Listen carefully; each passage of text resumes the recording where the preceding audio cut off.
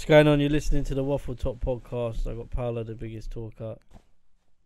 It's your boy Donny in the building. Yeah. No, whatever. Go on. Your turn. And my name's Verrall. Yeah, C86erz part 2 of the Come on. interview. Yeah, Wow, yeah, just difficult to follow that first one, to be honest. I'll probably say, yeah, that was mad. Mad. And I was nearly crying here and shit. Seriously. Real talk, bruv. Emotional stuff. I just want to talk a bit about you personally now. So, like, you, your family, you know, your area growing up, you know, like that sort of thing. We've looked at like sort of work you're doing now, but I want to just talk about yourself really, and like, you know, bruv, who is Verrall? Like, so like growing up for you, you grew up in Tottenham, innit? Yeah. So like for you, what was it like growing up there, in terms of your childhood and that? Like, what sort of, because ultimately a lot of things shape you as you grow up. So what shaped you into the person that you are today? Not just with the stuff you do, In general. but in general. Yeah. I think for me, growing up, you know, my mum was well known in the area. My dad was well known in the area. And, you know, I ended up knowing a lot of elders, you know, in the community. So, you know, going down the road, they'd always be like, oh, hey, there's Alan's son, or hey, there's Joy's son, you know. So it wouldn't be a thing where I could misbehave in a sense. I think growing up, especially when I got to like secondary school, I was on that, I was going to go down that bad route, you know. I was hanging out in areas and whatnot. But it's mad because like my brother Farron, I remember one time him coming down to the school and, you know, I was getting ready to fight the school that had come down. And I remember him coming up to me and saying to me, no, that don't run like that. You know, I'm doing what I'm doing. You go and get education. And I will never forget that. I'm 34 now. I will never forget that advice from my older brother. And literally, I ended up down that route, you know, based on my mum's willpower, you know, for me to end up being productive and whatnot. But I will never forget what he did. Wow. Ever. You know? Because how old's Farron compared to you? What's the age difference? I know you don't really want to specify a man's age if you don't want to, but in terms of, he's my older brother. he's an older brother. Yeah, he's my older older. brother. He's older. Yeah. He's older. But like, even though, you know, situations make you that one situation. Because remember, whatever you're taught in your household, it doesn't always reflect your outside. Not at all. You know, like you can choose to be someone who washes the dishes and hoovers, but as soon as you know, get to the bottom of those stairs, you know, or you shut that front door, or you get Different outside, person, bro. different person. Yeah. See that? Like that road name comes on. Yeah. That road persona turns on.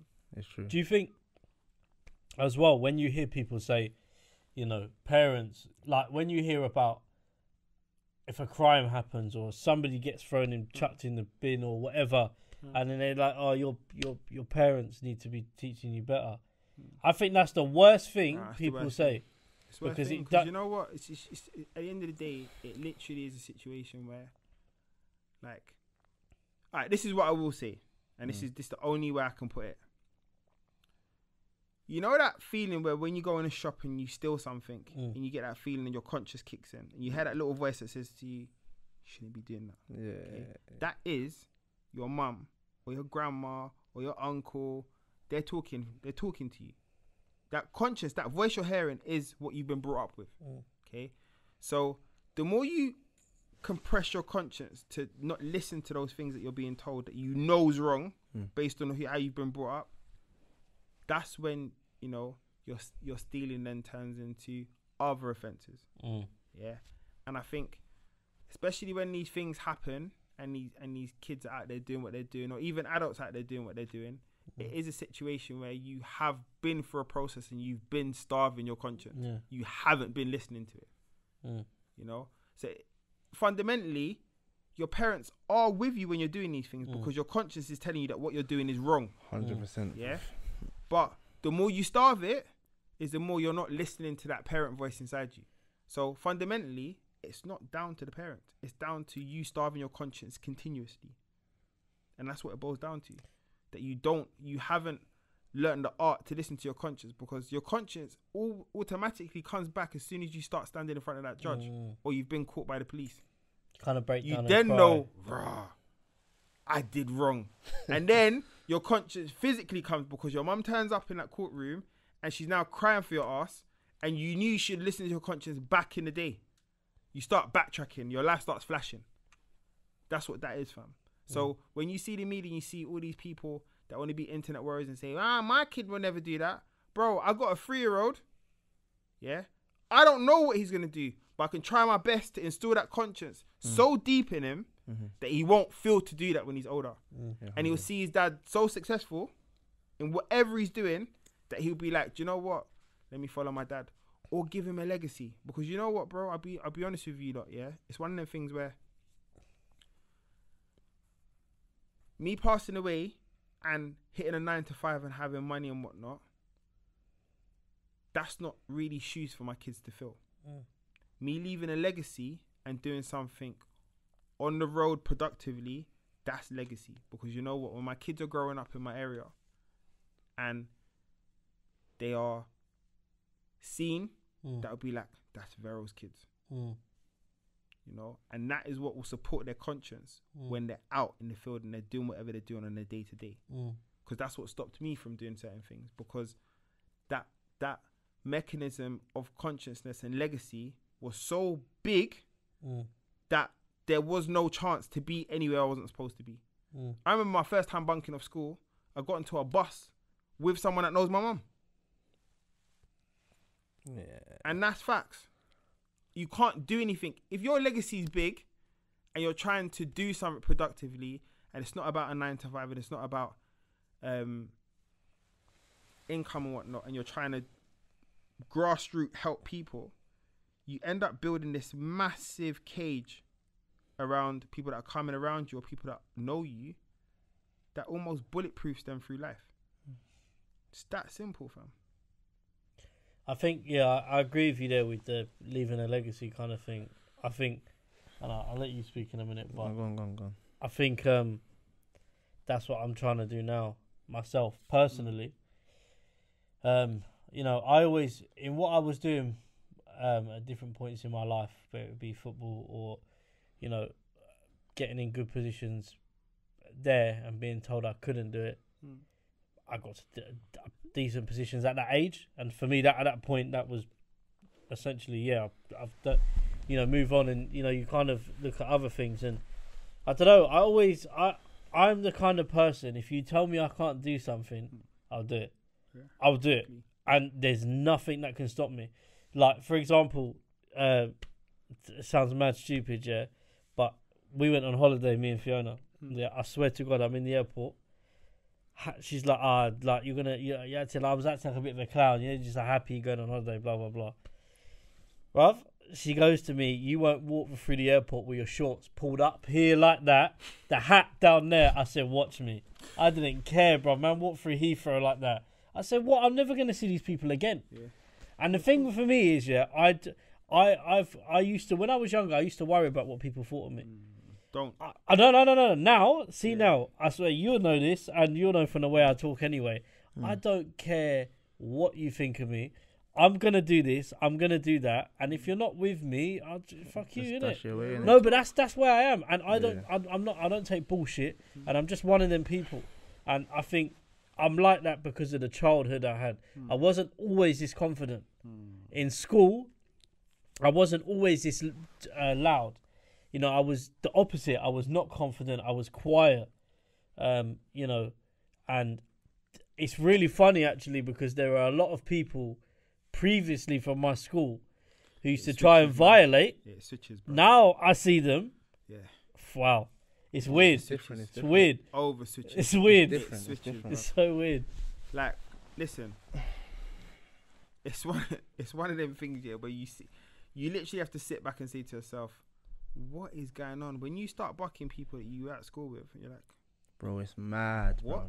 That was not my prospect for you, bro. It's mad. Yeah, because at one point, I'm sitting here thinking, I seen a couple of people, And to be fair, I've seen a few people that I was cool with in school, but they've got, some of them have gone on to do good things, open businesses and whatnot.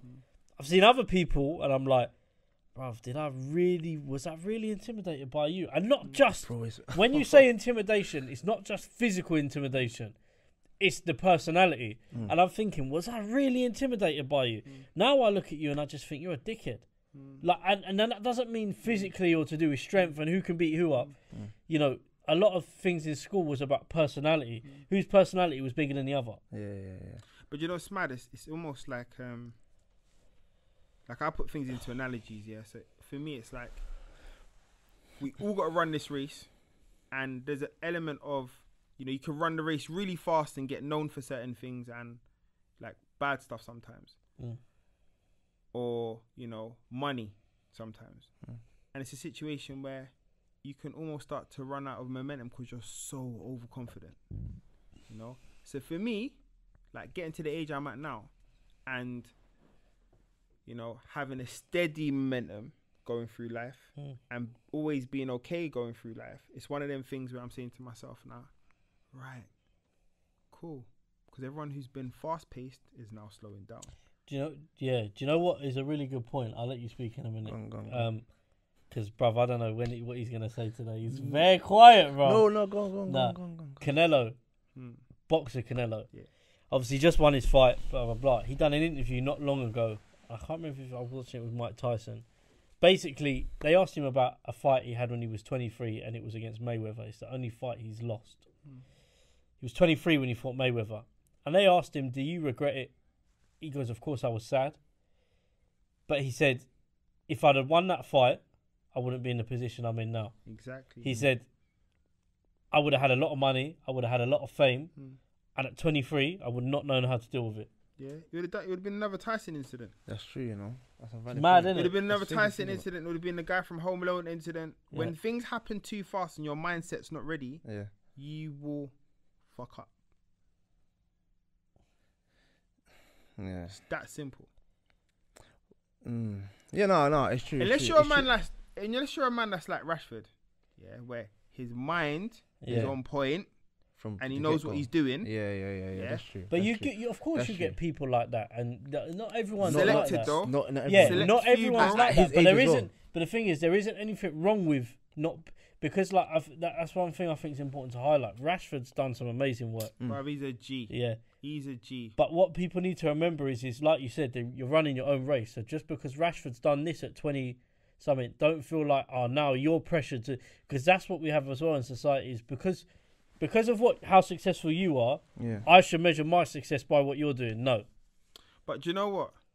This is where the term, everyone just needs to stay in their fucking lane and they won't get stressed out, bruv. Yeah. But no one will do that no more though. Everyone's trying to beat. But do you I know wanna what? Beat him, I need to beat him. Do you know That's how what? it is. The thing is, yeah, this is what I say, and I always say this to people.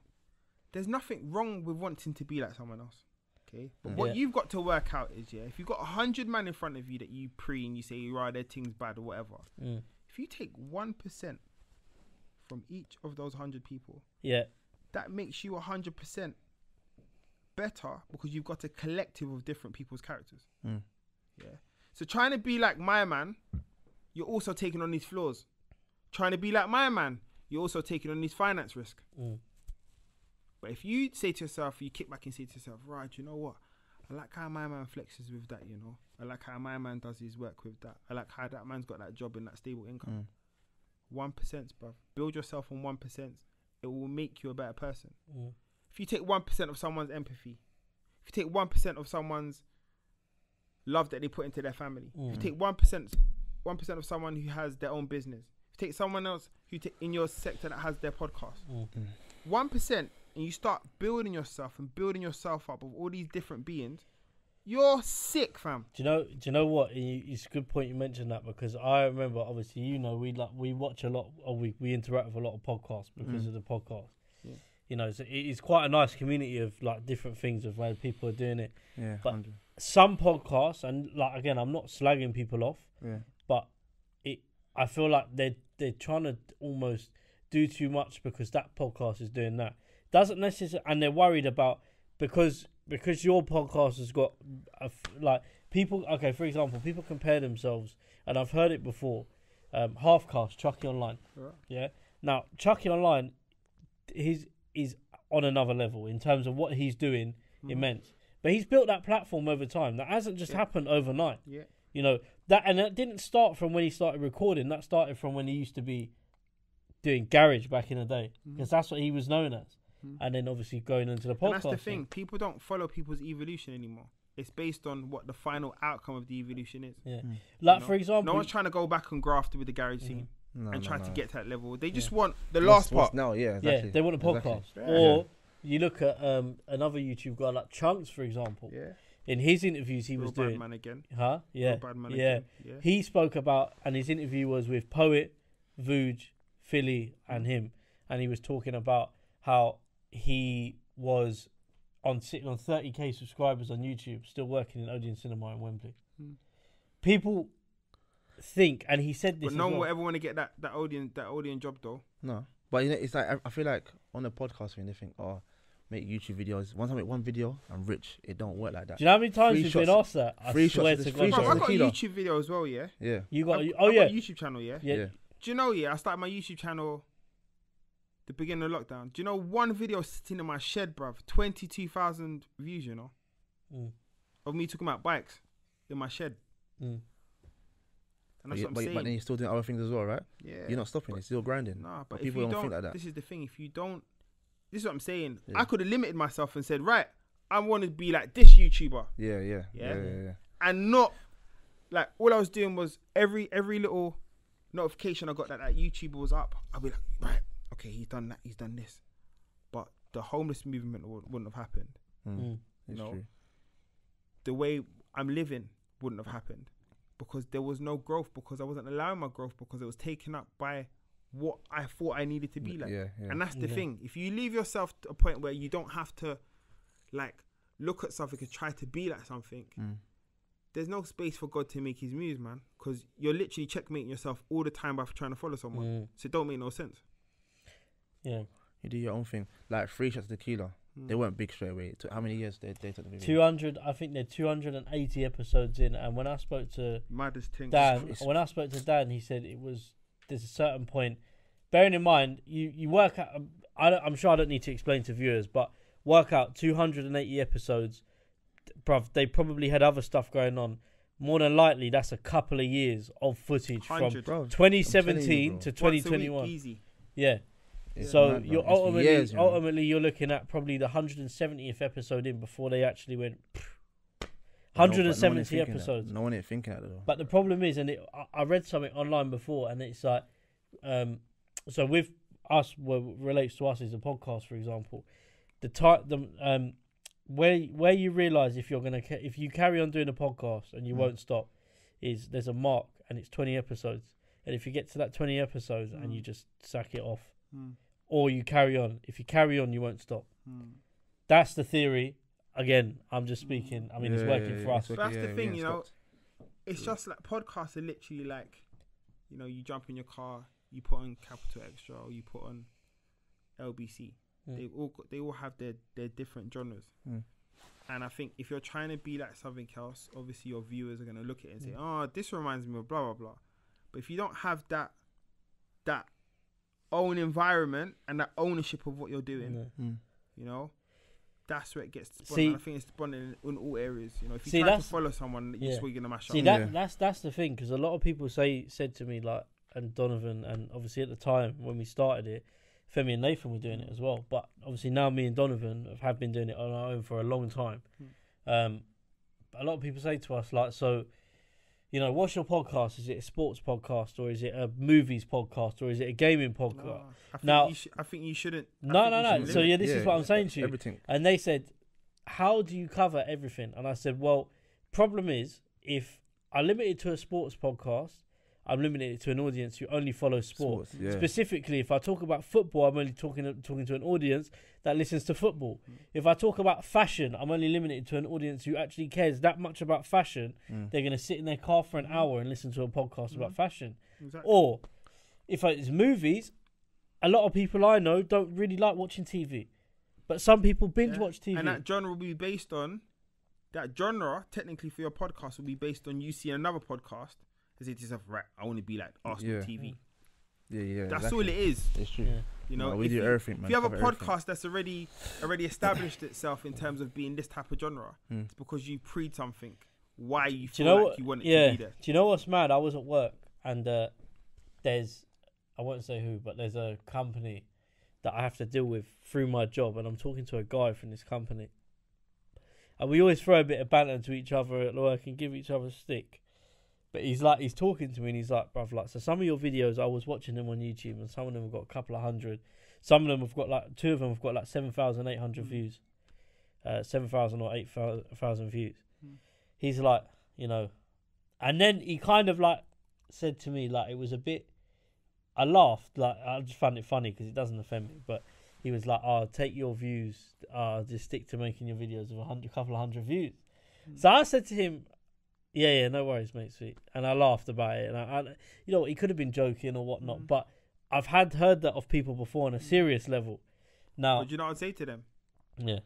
You're a couple hundred views ahead of them, because half of the time people that say that shit to you is because they ain't started yet. So this is the other thing. That's all it is, bro. So for someone to draw you out and say and look at your stats and say to you, you've only had 100 views or something, someone is hating, bro. But this is what I'm saying. They saying. can't have the momentum to start. Exactly. Remember, there's only a select few people that can lead and go out and do their own thing, you know. Everyone wants to be bogged down with this way you're supposed to live, the 9 to 5, you know, the lockdown, can't cope. Bruv, imagine, I grew in lockdown. I grew as a person in lockdown. Someone who's suffering from anxiety on a different level. Then sat back and said to myself, it's not about me no more. To what I'm doing now. Yeah. It's crazy, but yeah, like I say to you, it's like, do you remember a conversation we had during lockdown? And like, so at the time, by the way, for those of you who don't know, like, if we play GTA, he's the biggest thief you'll ever meet. I swear to God, I just have to bring that one out. Biggest 70, 30, GTA heist, if you do them, 70-30, 70-30, 70-30. Even get into that, bro. But jokes aside, we had a lot of conversations during lockdown on WhatsApp, or, you know, because bear in mind, I've known this guy, and he's known this guy. I've known this guy for a couple of years. This is the first time I physically met him. Can we just clarify that? I've played PlayStation with this guy for years. We're in a WhatsApp group together. We've been in that for years, and the first time we've ever met him is today. A hot minute. It's crazy. Hot minute. It's been what? So we married 5 years. It's about 4 years. Yeah. 4 years and a bit. Yeah. When I first met Verrall, it started with, I was told you couldn't really go for him because he'd be onto you with a voice note straight away. All day long. I witnessed that still. Brother, yeah. It used to always be. got a point to put across. The editing, don't obviously come for him with the editing things, because man will edit you onto the Eiffel Tower and have something hanging off you, bro. Like, doing a mad thing. Yeah, but oh no, sorry. So anyway, we're having a conversation, and we're talking about stuff, and I'm like, Verrall, you ain't been on and this is during like lockdown. I'm on furlough. Most men are on furlough. And then I'm like, Verrall, bruv, I ain't seen you online for time, bruv. And he's like, yeah, I've been doing shit. Like, and then he said to me, so like, he was like, you need to do the same as well. But it's like, now, if you're the kind of person who is focused or like driven to do something, you'll actually see that as, wow, yeah, cool. Do you get what I'm saying? Now, if someone's telling you, Verrall, like, you know, productively, you need to be doing this, or not you need to be doing this, but I think you should do this, or I think you should do that, or come off that, you waste your time with that, like PlayStation, bruv, focus on something else that's going to grow whatever you're doing.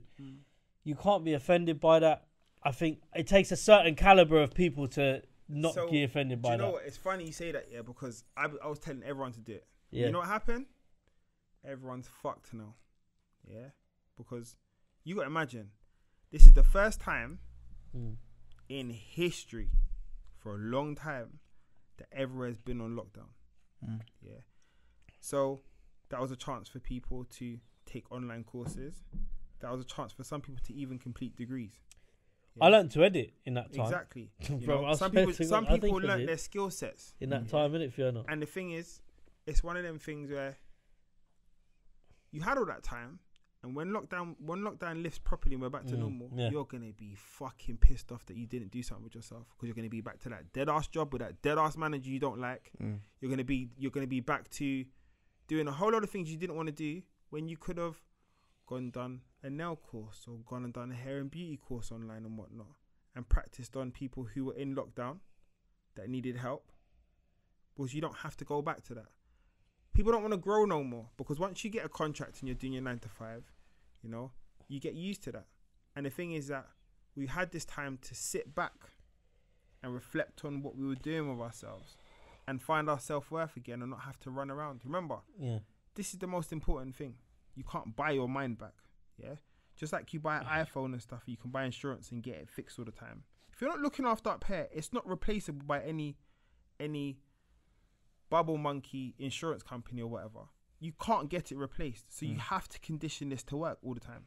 And if you're not allowing this to grow, and then lockdown's lifting, you're having to run around to do your 9 to 5, you're having to run around to do school run, you're having to run around to do all this stuff, you're going to be pissed when you go back to work. And that's the thing. People weren't reflecting and actually taking advantage of the situation that we're in. Just very quickly, because we're going to have to end in a minute, but we set up we obviously talk a lot outside of this podcast anyway, but you know, it's a kind of a thing of like, as I've got older, I've realised, like, with people, it's not necessarily I'm worried about when you're younger or when you get to a certain age, you're worried about, I ain't linked that friend for time, and I ain't linked this friend for time, and I ain't linked that person and that person. If they're a real one, they won't care. Yeah, exactly. So, fact. Valid. So listen to this, If they're a real one, there will be no stigma. Yeah. It'll feel like you just spoke to them yesterday. Yeah, valid. But valid. I'll be honest with you, so I could probably say my closest friend that I've grown up with, to the point we was even born in the hospital days apart. We was in the hospital together. As we got older, we met. It was like destiny kind of thing, innit? Like, it's been my brethren from there, still is now. And I'll be honest with you, since we've been able to use phones, I can count to you on the number of times I've had a full-blown WhatsApp conversation with this guy. However, I'll ring him and I'll say, we're going here, you cool? Yeah, no worries, see you there. And then we get there and we're just talking like normal. But do we talk on the phone a lot? Probably not. I might not even talk to him for like a month. And then, like, I'll just be like, yo, you free today? We're going to do this. Yeah, no worries. Them man, there are real ones. Yeah. They hit that pause button, be like, right, catch you in a month. Come back, unpause, back to normal. Yeah. I used to have a thing where if I didn't see someone for a month, I don't know what they're on. You know, I don't know what attitude they're coming with. I don't know what they've picked up, what bad habits they've picked up from not being around me. But now I've got to a point where I'm so comfortable in my foundation as an adult. Yeah. You can come with your bad energy. Anything you get wrong, you just blacklisted. Yeah, 100%. So if you don't act to put certain way with me, you just gotta go. But you're saying that as well, like, I feel like enough of the people now, they'll complain like, oh, you don't check me, you don't phone for me, It's like, bro, it takes two, bro. I'm not the only person to call you, bro. Yeah, but like, you know what? 100%. I'm not the only person. I've realised that. And I feel like since this lockdown thing as well, it will show who like you said, your dogs are your enemies. Like, rah, let me check Donnie, let me see if he's alright. Little thing like that. Text, bro, and this is the thing. People are not, you know people are not thinking about those things, because you're right, bro.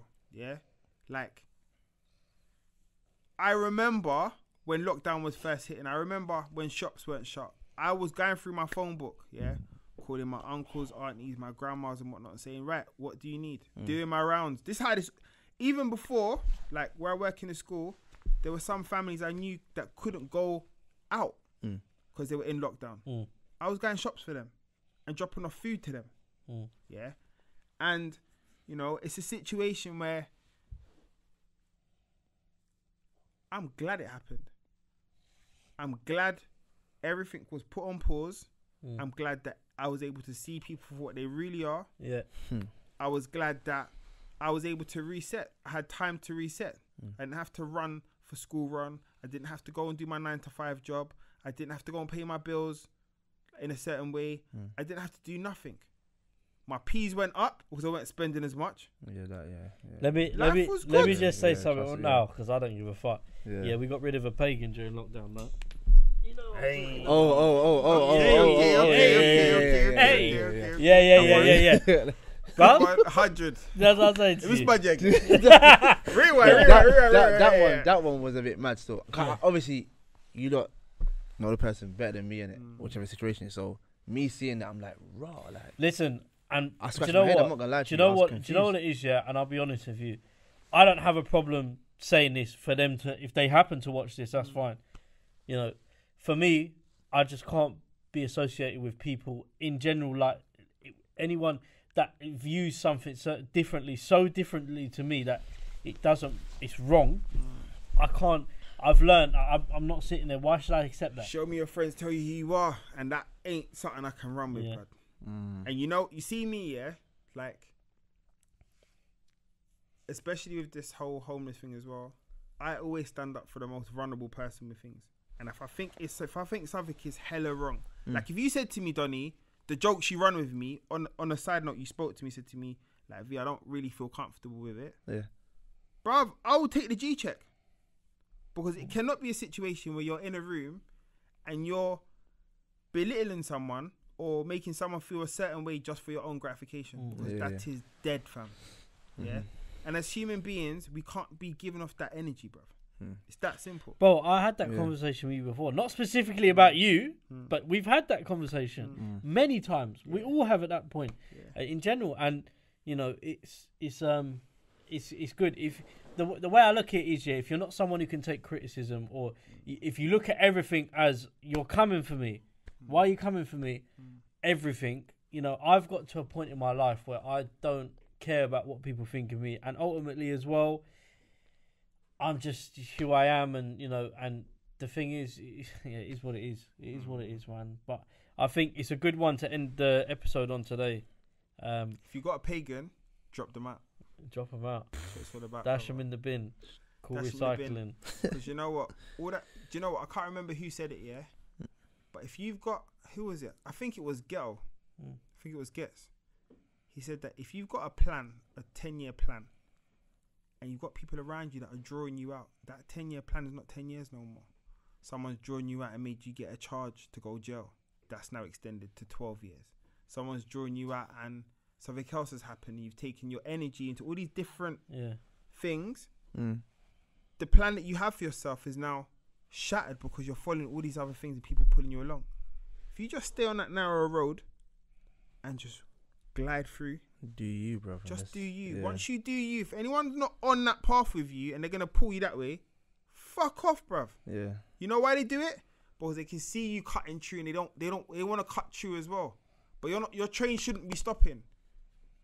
You know, if you're catching a train in Walthamstow, that train's destination needs to be going to where you want it to go. It can't be stopping and having fucking signal failure. Yeah. I think it's a very, very good one to end on. True. That's true. What obviously what I probably will say, I should have said it in the first, one that come out before this, but we it would be wrong for us, not because we have to, but because we want to, anyway, and say this to our followers that you can help this guy any way possible. Something as small as letting him know where somebody is. 100, man. Not necessarily, you don't when. The thing is, a lot of people, I mean, we can go into that, that's another episode, but, when you ask for help, it's not necessarily, that person might not mean, you need to give me something now. It's, give me this information. Or, I showed something with you the other day, and can I just say now, the kid who had leukemia, who needed that treatment done, they actually raised the money through viral. Just going viral. 100. Now that kid's life, he's going to be able to live a normal life 100. Because he can have that bone transplant. 100. All because people shared the story. And my point is, everyone's got empathy. Yeah. We've all got it, bro. Yeah, we've all got it. We've all got we that just power. we need to, and when we use it, effective. And I think we need to, like I say, have the same empathy in maybe everything, and maybe everyone can take a lesson for this. I've taken a lesson for it myself. I don't know about you, but I've learned lessons from it myself. So, pretty much we're going to leave it there. Like I say, shout out your socials for us. And so Facebook is Verrall Paul Walcott, and my Instagram is C86erz. Waffletop podcast for SoundCloud, Spotify, and YouTube. Waffletop PC for Instagram. The link is in our bio. If you click that, you can click on all three, access straight to our pages. Make sure you're subscribing. Keep on sharing the journey with us. And yeah, back for another episode again soon. Thanks for watching, and thank you for coming. Thanks for having me, man. No worries, man. Peace. Cool.